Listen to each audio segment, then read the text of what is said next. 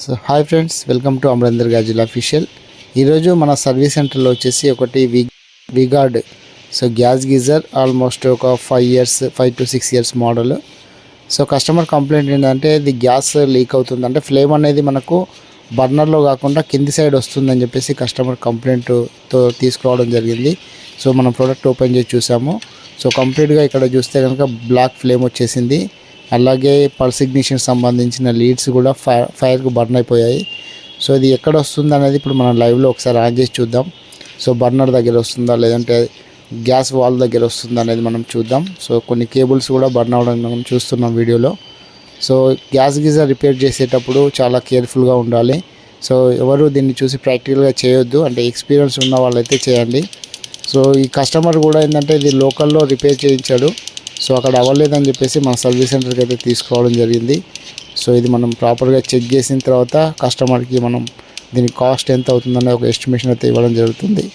So estimation ఇచ్చిన తర్వాత customer repair చేయించుకుంటారా లేదు కొత్త దానికి వెళ్తారా, ఎందుకంటే ఆల్మోస్ట్ 5-6 years మోడల్ కదా. సో మనం దాని కాస్ట్ బట్టి కస్టమర్ డిసైడ్ చేస్తా అని చెప్పారు. సో మనం ఇక్కడ గ్యాస్ సిలిండర్ కనెక్ట్ చేసాము, మనం పైప్ కూడా కనెక్ట్ చేసాము, ఇన్లెట్ కనెక్ట్ చేసి ఆన్ చేసాము. సో ఇప్పుడు మనం గ్యాస్ అయితే ఆన్ చేసి స్విచ్ ద్వారా కనెక్ట్ చేస్తున్నాము.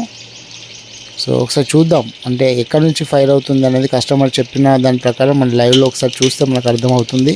ఫస్ట్ ఫాల్ట్ ఫైండింగ్ అనేది కరెక్ట్గా చేయాలి.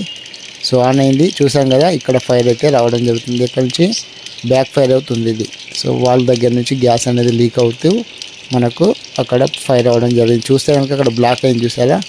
సో ఆ బ్లాక్ అనేది దానివల్లే. సో ఇలా అయినప్పుడు గ్యాస్ అసలు వాడొద్దు గీజరు. సో వెంటనే ఆథరైజ్ సర్వీస్ సెంటర్కి ఆన్లైన్లో కంప్లైంట్ చేయండి. మీ సర్వీస్ సెంటర్ ప్రొడక్ట్ తీసుకెళ్ళి సర్వీస్ చేయించిన తర్వాతనే వాడండి. సో చాలా జాగ్రత్తగా ఉండాలి గ్యాస్ గీజర్ మనకు. సో ఇక్కడ నుంచి చూస్తే కనుక క్లియర్గా మనకు అబ్జర్వేషన్లో తెలిసిపోతుంది. కింద వాల్ ఎక్కడైతే గ్యాస్ ఇన్లెట్ వాల్ ఉందో అక్కడ వాల్ దగ్గర నుంచి అయితే మనకు గ్యాస్ అయితే లీక్ అవ్వడం జరుగుతుంది. సో మీరు కనుక నా ఛానల్ కొత్తగా వచ్చినట్లయితే ఛానల్ సబ్స్క్రైబ్ చేయండి, అలాగే లైక్ చేయండి. సో ఇంతకుముందు మన గ్యాస్ గీజర్ సంబంధించిన చాలా వీడియోస్ మన ఛానల్లో ఉన్నాయి. గ్యాస్ గీజర్ గురించి పూర్తిగా తెలుసుకుందాం అనుకునే వాళ్ళు నా ఛానల్లో ఉన్న వీడియోస్ అన్నీ వాచ్ చేయండి.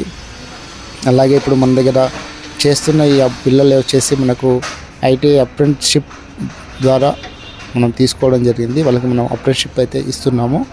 సో మీరు మంచిగా లోకల్లో ఉండి దగ్గర ఉన్న వాళ్ళకి అప్రెంటిస్షిప్ కావాలన్నా కానీ మా దగ్గర సంప్రదించవచ్చు. సో కంప్లీట్గా అయితే ఓపెన్ చేసి చూస్తే కనుక మనకు క్లియర్గా కనిపిస్తుంది. ఇక్కడ బ్యాక్ ఫైర్ అయ్యి మనకి ఇక్కడ నుంచి వాల్ దగ్గర నుంచి అయితే లీక్ అవ్వడం జరిగింది. సో మళ్ళీ ఒకసారి ఆన్ చేసి చూద్దాం.